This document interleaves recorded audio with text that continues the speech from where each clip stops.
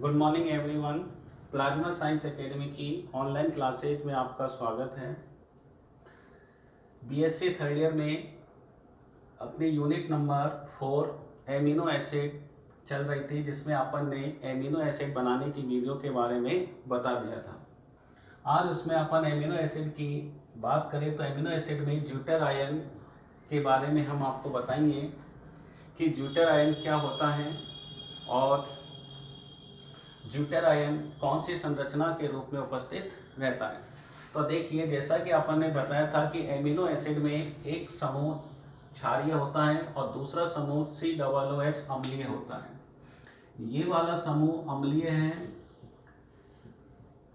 और ये वाला समूह कैसा है? क्षारीय। कैसा है? क्षारीय। तो NH2 समूह क्षारीय होता है और COOH समूह अम्लीय होता है। ठीक है। अब ये है अम्ल और ये है क्षार, अर्थात दोनों समूह एक ही अणु के अंदर उपस्थित होते हैं, इसलिए ये आपस में अंतःक्रिया करते हैं। अर्थात COOH में से देखो, ये वाला जब बॉन्ड यहाँ पर आएगा तो ये किसके रूप में मुक्त हो जाएगा? H आयन के रूप में मुक्त हो जाएगा। क्योंकि ये एसिडिक है, अम्लीय ग्रुप है, इसलिए H आयन त्याग देगा। और ये जो H आयन है, ये NH2 समूह कौन सा ग्रुप है? क्षारीय ग्रुप है, ये H प्लस ये ले लेगा। तो यहाँ पर क्या जाएगा? COO माइनस और NH2 में H जुड़ जाएगा तो क्या बन जाएगा? NH3 plus ion. इस प्रकार से एक द्विध्रुवीय आयन बन जाता है। क्या बन जाता है? द्विध्रुवीय आयन बन जाता है। तो देखिए, एमिनो एसिड में NH2 समूह क्षारीय और COOH समूह अम्लीय होने के कारण ये एक दूसरे से अंतःक्रिया करके आंतरिक लवण बना लेते हैं। और आंतरिक लवण जो होता है वो कैसा होता है? द्विध्रुवीय आयन वाला अणु होता है। और इसी द्विध्रुवीय आयन को अपन क्या बोलते हैं? ज्यूटर आयन कहते हैं या फिर एम्पोलाइट आयन कहते हैं। ठीक है। अब बात आती है कि क्या ये ऐसा रियल में होता है या नहीं होता। तो देखो, इसके कई गुण हैं जिनके आधार पर यह सिद्ध होता है कि ज्यूटर आयन की संरचना इस प्रकार की होती है। अर्थात जो एमिनो एसिड है वो द्विध्रुवीय आयन या ज्यूटर आयन के रूप में उपस्थित रहता है।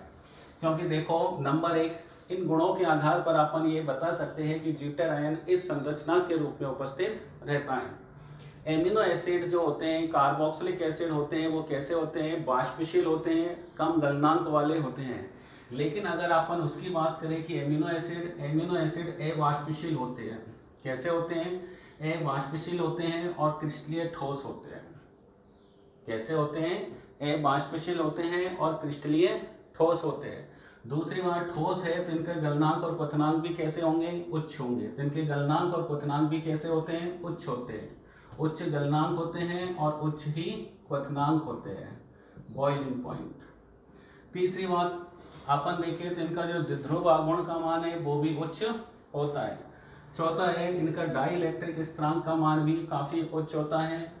जल, अब लास्ट पॉइंट है कि जल में विलय, अर्थात ये जल में विलय होते हैं और कार्बनिक विलायक जैसे ईथर है, बेंजीन है, एल्कोहल है, CCl4 है, CH2 है आदि में कैसे होते हैं? अविलय होते हैं।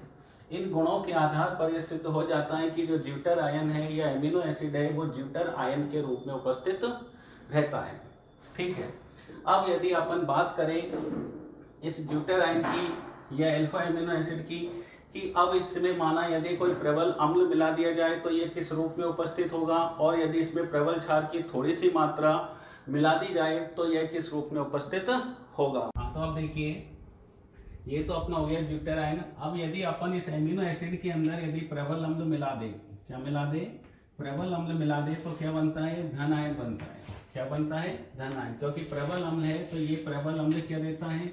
H आयन देता है। क्या देता है? H ion. और इस H आयन को कौन लेता है? NH2 समूह। ठीक है। तो N के ऊपर क्या आ जाता है? धन आ जाता है, अर्थात N के ऊपर धनावेश आ जाता है और क्या बन जाता है? धन आयन। तो याद रखना, यदि अपन एमिनो एसिड में यदि प्रबल अम्ल की थोड़ी सी मात्रा मिला देते हैं तो अपन को धनायन एमिनो एसिड बनता है। और यदि इस एमिनो एसिड में प्रबल क्षार मिला देते हैं तो क्या बाहर निकल जाता है? H2O बाहर निकल जाता है और ऋण आयन बनता है।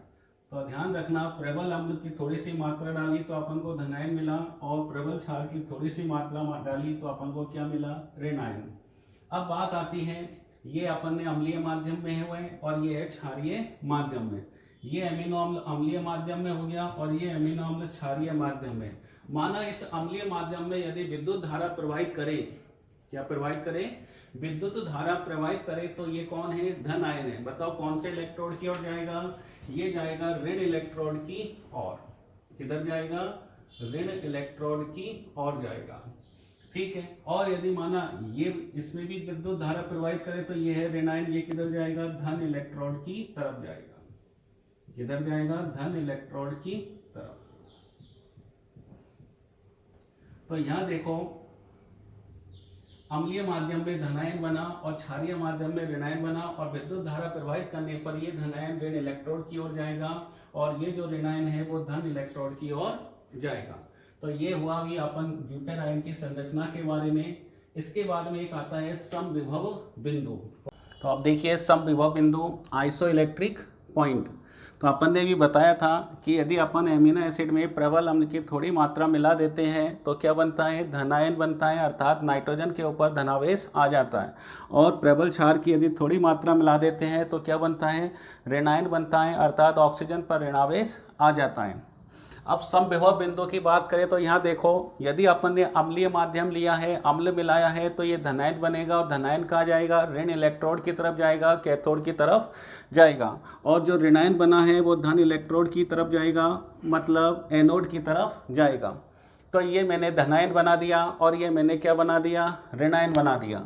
ये अम्लीय माध्यम में और ये क्या है, क्षारीय माध्यम में। ये धन इलेक्ट्रोड है, ये ऋण इलेक्ट्रोड है, ये कैथोड है और ये एनोड है, ठीक। ये एनोड है, ये कैथोड है, इसी प्रकार ये एनोड है और ये कैथोड है। ये एनोड और ये कैथोड, और ये अपन ने एमिनो एसिड बना दिया, ये धनायन और ये ऋणायन। अब इसमें अपन जब विद्युत धारा प्रवाहित करते हैं तो ये धनायन किधर जाएगा, ये तीर का निशान देखो किधर की साइड है, ये तीर का निशान कहाँ है, कैथोड की साइड है। अर्थात ये धनायन वाला जो एमिनो एसिड है वो कहाँ जाएगा, कैथोड की तरफ जाएगा। और यदि क्षारीय माध्यम में विद्युत धारा प्रवाहित करते हैं तो ये जो ऋणायन है वो कहाँ जाएगा, प्लस की तरफ जाएगा, एनोड की तरफ जाएगा, ठीक है। तो ये देखो अम्लीय माध्यम में धारा प्रवाहित करी तो ये धनायन ऋण इलेक्ट्रोड की ओर जाता है, और क्षारीय माध्यम में विद्युत धारा प्रवाहित करी तो ये कहाँ जाता है, धन इलेक्ट्रोड की ओर जाता है। तो सोचो अम्लीय माध्यम में ऋण की तरफ और क्षारीय माध्यम में धन की तरफ जाता है। अगर धीरे धीरे अगर अपन इनकी पीएच इसी हिसाब से, जैसे अम्लीय माध्यम में ये क्षारीय माध्यम, यदि इनकी पीएच को कम या ज़्यादा कर धीरे या तो कम किया जाए या फिर ज़्यादा किया जाए तो एक स्थिति ऐसी आएगी कि ये जो एमिनो एसिड है वो ना तो धन इलेक्ट्रोड की तरफ जाएगा और ना ही ऋण इलेक्ट्रोड की तरफ जाएगा। कहने का मतलब एक पीएच मान ऐसा भी आता है जब ये एमिनो एसिड ना धन इलेक्ट्रोड की तरफ जाता है और ना ऋण इलेक्ट्रोड की तरफ जाता है। अर्थात इसका जो अभिगमन है वो बंद हो जाता है, अभिगमन रुक जाता है। विलयन की उस पीएच मान को ही समविभव बिंदु कहते हैं। कौन सा बिंदु, समविभव बिंदु कहते हैं। और समविभव बिंदु पर ये एमिनो एसिड किसी भी इलेक्ट्रोड की तरफ गमन नहीं करता है, अर्थात इसका जो गमन है वो रुक जाता है, ठीक है। और समविभव बिंदु पर ही क्या होता है कि जैसे माना ये धनायन जितनी दूरी तय करता है, जितनी दूरी तय करता है उतनी ही दूरी ये विपरीत दिशा में ऋणायन बन के करता है।